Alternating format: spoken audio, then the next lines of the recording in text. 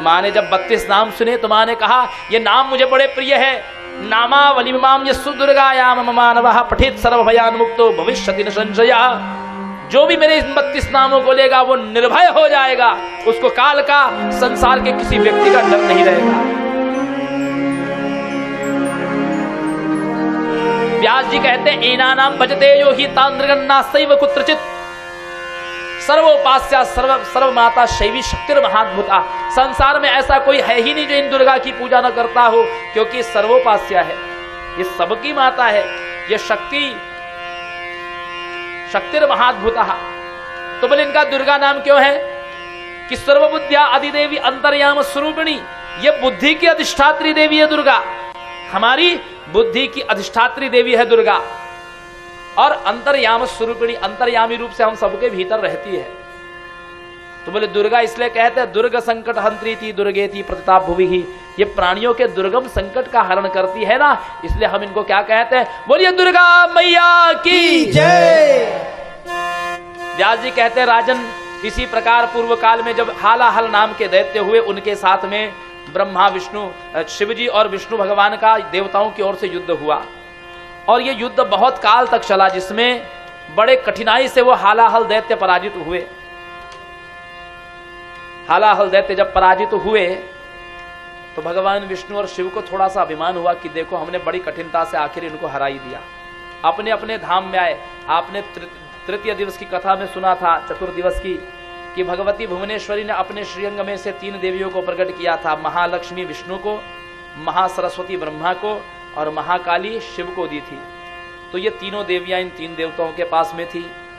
तो भगवान विष्णु और शिव ने महाकाली और महालक्ष्मी के सामने अपने पराक्रम का वर्णन किया। महाकाली और महालक्ष्मी दोनों मुस्कुराने लगी, हंसने लगी।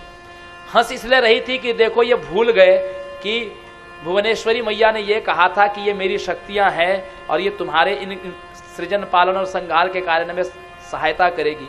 और इनको लगता है कि इन्होंने अकेले हराया है असुरों को, ये हमारा तो कहीं वर्णन ही नहीं कर रहे। बस ये बात सोच करके विचार करके दोनों देवियां मुस्कुरा रही थी। और जो ही भगवान विष्णु और शिव की दृष्टि पड़ी महाकाली महालक्ष्मी पर, इनको क्रोध आ गया। इन्होंने कहा कि तुम हमारे इस पराक्रम पर हंस रही हो। इन्होंने भर्त्सना की भगवान विष्णु ने और शिव ने। उसी क्षण महालक्ष्मी और महाकाली ने शिव का और विष्णु का परित्याग कर दिया, परित्याग कर दिया। दोनों अंतर ध्यान होकर के अपने मूल स्वरूप मणिद्वीप धाम में, अपने मूल स्वरूप में विलीन हो गई। अब दशा ये हुई माताओं सज्जनों, भगवान विष्णु जो पूरे ब्रह्मांड के पालक है, वो तो एक चींटी का भी पेट नहीं भर पा रहे हैं। और भगवान शिव जो सारे संसार में प्रलय मचाने वाले हैं, एक तिनका भी जला नहीं पा रहे हैं, किसी को मृत्यु नहीं दे सकते, क्योंकि दोनों की शक्तियां विलीन हो गई, अंतर ध्यान हो गई।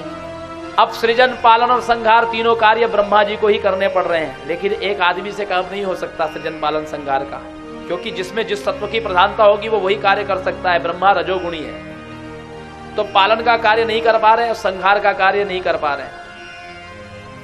अब ब्रह्मा जी चिंतित हुए, ऐसे तो ब्रह्मांड नाश हो जाएगा।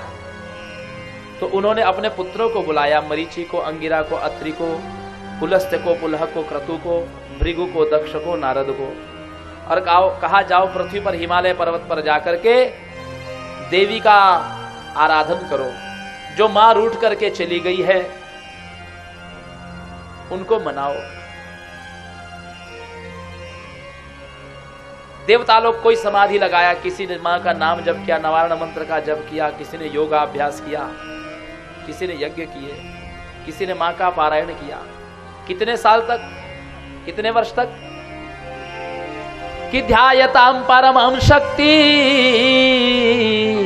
लक्ष वर्षान्न भूनृपः ततः प्रसन्न देवेशी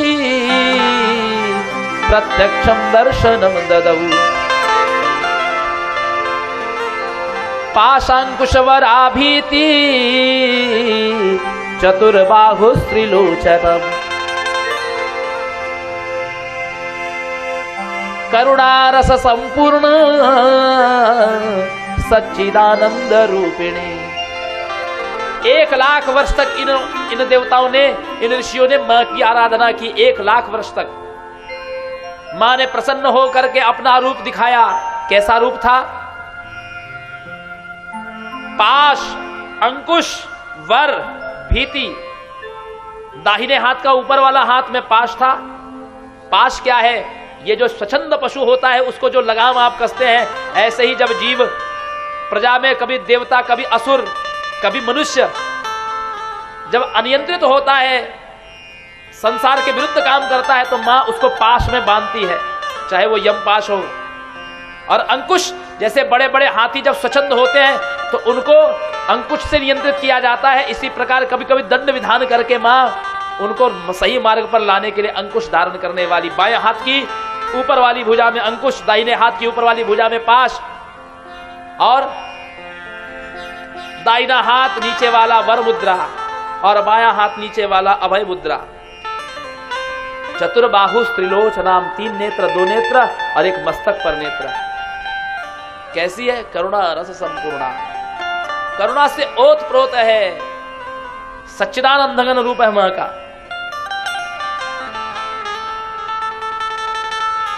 मां ने देवताओं से कहा, सुनो, तुम्हारी आराधना से मैं बहुत प्रसन्न हूं। किसने कहा? महाकाली ने। और कहा, देखो मैं अब इन दक्ष की पुत्री बनकर के जन्म लेने वाली हूं।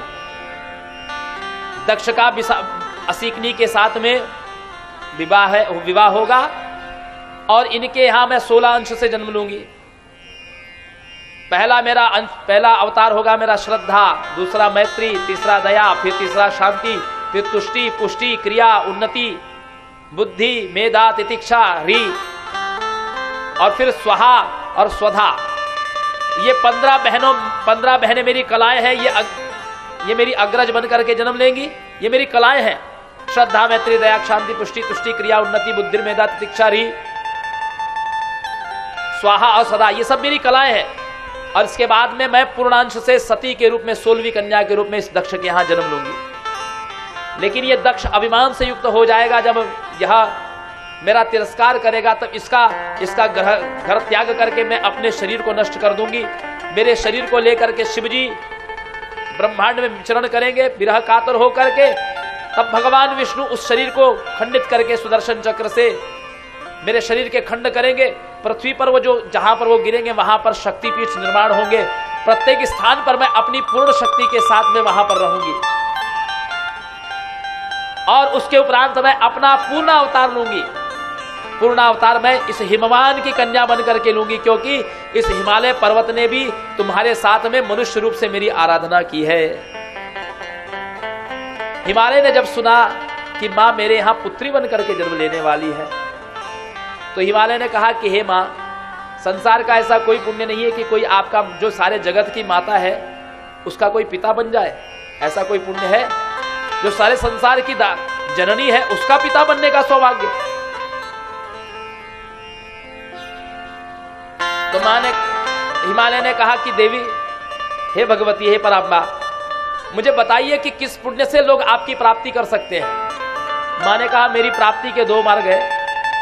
पहला मार्ग है योग मार्ग, उसको कहते हैं अष्टांग योग। योग क्या है? हिमालय ने पूछा, योग क्या है मां? मां कहती, न योगो न बसा पृष्ठे न भूमो न रसातले एकम जीवात मनोर राहुल योगम योगो विशारदः। योग तो न आकाश में है, न पृथ्वी पर है, न पाताल में है। जीवात्मा का परमात्मा के साथ संयोग, उसको निपुण लोग योग कहते हैं। योग का अर्थ नाक दबाना, शीर्षासन, ऊपर पैर, नीचे पांव, नीचे सिर करना, इसको योग नहीं कहते।